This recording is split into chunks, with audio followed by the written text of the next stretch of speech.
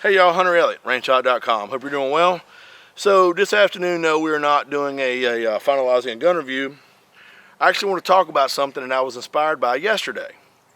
Went out, started the review of the Dan Wesson Vigil, got out of the box, squirted some oil in a good spot, and then commenced to run the hell out of the pistol. She run like a sewing machine. Myself and several of my friends were running the gun. Got about 100 rounds or so put through it. And then I packed up, and on the way home, it got me to thinking about some stuff I've been reading on the internet, and it's got kind of put a little bit of a burr under my saddle, and so I want to address it. I see people that say or post about the 1911 being particular or unreliable or ammunition finicky or magazine finicky or whatever, and I see that a lot, and I'm going to tell you, that's just not true. There is not a word of truth in that. And if you'll bear with me for just a minute, I'm going to explain what I mean. If the 1911 was an inherently unreliable platform, then a lot of the semi-automatic handguns today also would be potentially unreliable. Well, Hunter, whatever do you mean? Well, the fundamentals, or a lot of the fundamentals of the operation of a 1911, such as short recoil system, lock breech, tilting barrel, those are all John Browning designs. Those all apply to the majority of semi-automatic handguns out there today. Having your recoil spring under the barrel, that's a John Browning. Having your cam surface that lowers the barrel lug and that receiver-mounted cross member that'll pull the barrel down, unlocking it, ejection, or mating the barrel up into the mating lugs to fire the gun or fire the round.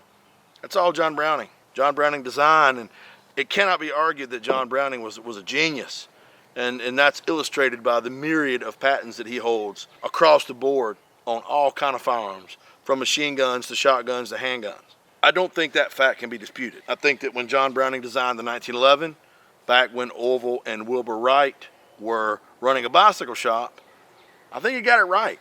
But I think the problem crops up when you have a 1911 that a manufacturer designed, they're going to put their spin on it, and they begin to improve upon the original design. We can make it better.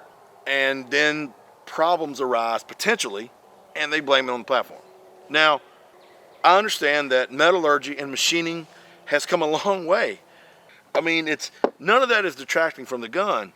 People that make these changes, get the gun out of spec, they build the gun out of spec, and they start having problems. I think that's it. You have the whole Glock versus 1911 debate. That's an unfair comparison, because you got one manufacturer that makes Glock, you got a Blue Million that makes 1911s, and a lot of those people, like we talked about, are putting their own spin on it, where really the Glock and a correctly built 1911 share a lot of the similar operating systems, like the lock breech and the tilting barrel. So they're not that different.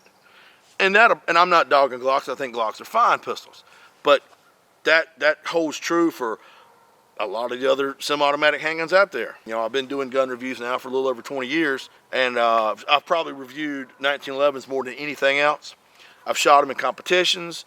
I've shot them when I got my concealed carry permit. Shot a lot of range time, took a lot of classes with 1911s, ran a lot of them. And what I've learned is if the gun is built to spec, it's a machine. It's got to work. It ain't got no choice. And that holds true to anything. Now, don't get me wrong. Anything made by human beings can become problematic. That's just our own fallacy. A correctly built 1911, just like a correctly built anything, is going to be fine. Changing up how magazines are designed. Changing out how the magazine is different now. But the fundamentals of the 1911A1 introduced in 1924 are all still present in these guns today, and they are reliable. When it comes to ergonomics, trigger pull, 1911 is tough to beat. And that's evident also in, there's a lot of military still that carries it, a lot of law enforcement, a lot of the real serious competitors that get paid to shoot guns, they shoot a 1911 or some variant. The 1911 has certainly evolved over the years, and we've got, little OACP guns like this Dan Wesson ECO, the Colt New Agent, Obviously, they have adapted that gun to more specific purposes, but the fundamental mechanical principles still remain the same. You know, you've got guns like this Dan Wesson Specialist now. Look, you know, you got a rail and a dust cover. But that is showing that manufacturers believe the platform to be solid enough to continue to evolve it into a modern fighting handgun. Saying a 1911 is unreliable, that's like saying cars are unreliable. You got to figure out who you're talking about, y'all, because there's so many different manufacturers, and each one of those manufacturers have so many different models. Some manufacturers get it right, some not so much. You know, it's the internet, it's blogs, it's forums, it's whatever. So I'm not gonna beat on that. I just when you read that a 1911 is inherently unreliable or requires more maintenance or is particular, it's just not true. Maybe the manual of arms with the side-mounted thumb safety and the grip safety is a little more complex. Oh, by the way, grip safety here in 1911, when the Army issued these guns, they were still fighting off horseback. So they had that grip safety.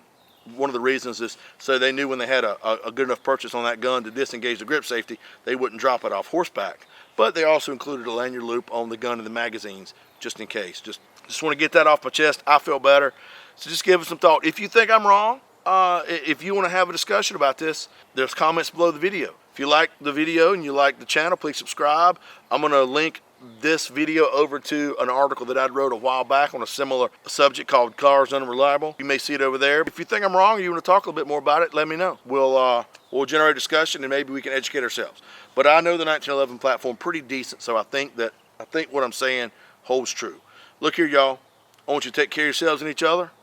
I look forward to seeing you at the range.